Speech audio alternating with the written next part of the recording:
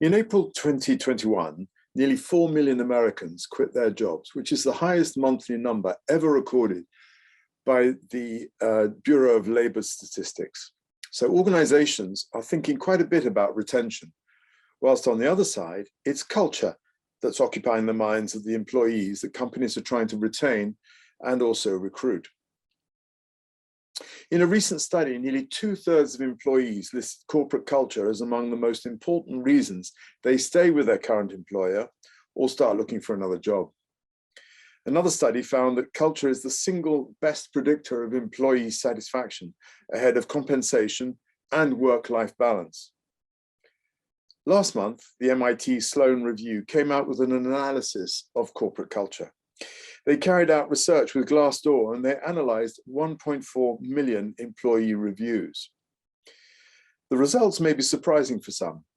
Number one of the top 10 aspects of culture that mattered most to employees was that they feel respected.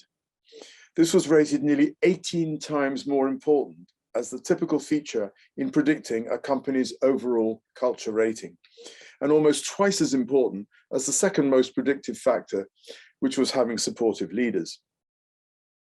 The third most important aspect was that leaders lived the company's core values. Apparently, employees' lived experience has led to a lot of cynicism, and they don't actually expect leaders to live up to their values. But when employees have seen that leaders walk the talk or practice what they preach, this really has made a very positive difference. The fourth aspect was toxic managers. Leaders who create a poisonous work environment were described in extremely negative terms. Fifth out of the 10 was unethical behavior. Managers who lack integrity and act in an unethical manner actually cause people who report to them either to leave or to behave in a similar way. The other 5 in order were benefits, perks, learning and development, job security, and reorganizations. As the leader of a culture change consultancy, it's significant to me that company reorganizations were rated negatively by 94% of respondents.